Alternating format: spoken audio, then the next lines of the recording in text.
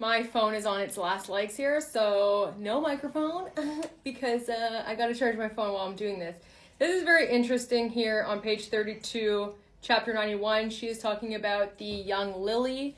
She says that it was added as a detail scene. It wasn't in the book, that they added the simulated sex scene between young Lily and young Atlas. What that has to do with Blake, not sure, since she's not actually in the scene.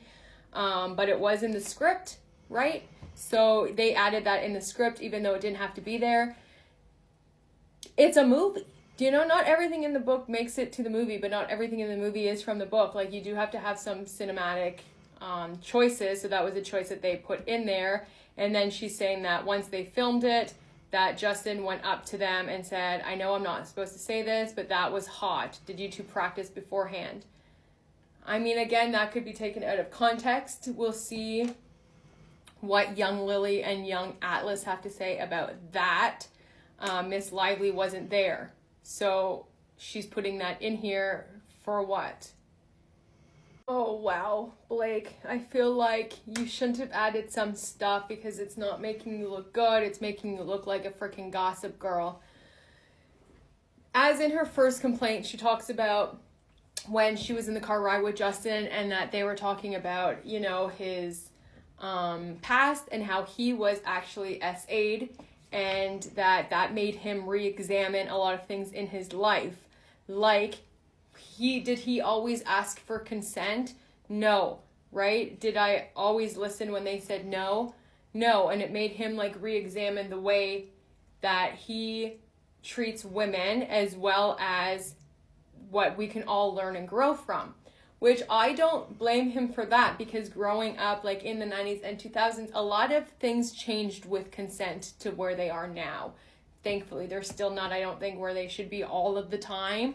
But yeah, I mean, it just seems like a very self-aware person that he himself was abused, and that made him re-examine the way that he is with others. Right? But then what's interesting is in Blake's complaint, she says that later in July of 2024, in connection with another discussion, Miss Lively recounted that conversation that she had with Justin, which was probably a very personal, like one-on-one conversation or a deep conversation to be talking about that kind of stuff, like being abused. She recounted it to a female cast member in a text exchange.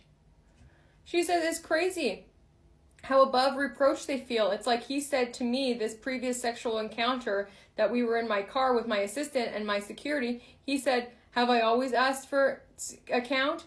No. Have I always listened when they said no? No. People show you who they are. Believe them the first time.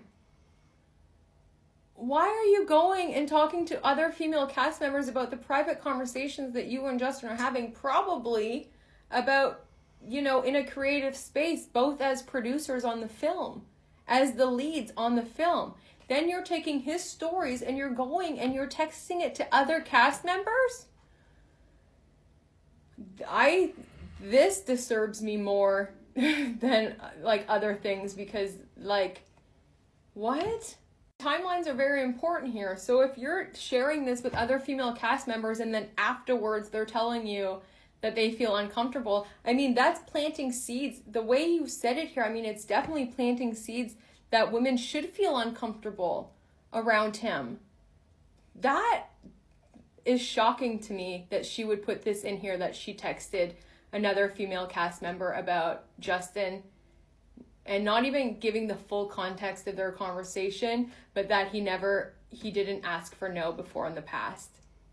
Like, and then they're using Justin's words again against him. In fact, Mr. Baldoni publicly acknowledges that he had struggled with consent. He echoed language similar to the words that he spoke with Miss Lively in the car. Right, he's echoing the same words because he's done the growth described above in the podcast interview, in which he admitted that he had crossed boundaries and lines in my teens and 20s with respect to obtaining consent, a flaw which he blamed in his early exposure to pornography. You start to think that is with what women want, and in porn, as we know, no means yes, try harder, etc., etc., etc. Yeah, this isn't news. He speaks about this in order to get men to start, examining themselves and changing and learning about consent. He did the work. I'm just very confused. I just don't like the way that she's taking his words and twisting them and then twisting them with other female cast members. I think there are many women that can agree that a lot of men, when we were in our teens and 20s, didn't take no. They did try harder. You had to tell them no a million times, and then sometimes even you just gave in because it was too much. Like, consent 20, 30, 40 years ago, but even 15 years ago was a lot different. It looked a lot different for women. And I like that a man is taking some accountability and trying to teach other men about consent. I don't think that this is doing what she thought it was going to do. I think it's actually honorable to re-examine the way you were in the past with women and take accountability. A lot of this isn't new in her lawsuit. She then goes on to talk about how he talks about his pornography. She told him in hopes to shut the conversation down, I have never seen it. And then he revealed to other casting crew that she had never seen it. We'll see if that happened. Again, kind of hearsay. I would love to hear from the crew. And then just, you know, a lot of things. What I find is funny is like her talking about how he can speak to the dead, and on occasion he had told her that he could recently speak to her deceased father. That's interesting, but I think that's part of his faith. I'm not sure, like, again, where's the context to this conversation? Is he just coming up to him being like, yo, I just talked to your dead dad? Like, what was the framework within this conversation? This I actually think did happen, and it's, if you're like a spiritual person or in touch, you would find that this weird coincidence is actually kind of magical and beautiful, and you would clock it, right? So he's talking about her deceased dad and saying that, you know, that he might be able to talk with him. And in order to shut the conversation down and deflect, Blake said, yeah, let him know he owes me $40. And Justin Baldoni was like, wait, does he really? And Miss Lively was shocked that he was pushing the conversation further and replied, no, he owes me way more than that. And Justin Baldoni closed his eyes. He put his hand on his heart and said, as I was leaving my apartment this morning, I reached into my pocket and there was $40 in there that I did not put in there. I think that's so freaking cool. But I do believe that happened. You know, that would be weird that she would say $40 and then he just found $40 and he had his hand on his heart like, this is what happened this morning. That's kind of crazy, right? But then Miss Lively says that exchange deeply disturbed her, and it was not limited to Mr. Baldoni simply claiming to pray for her father.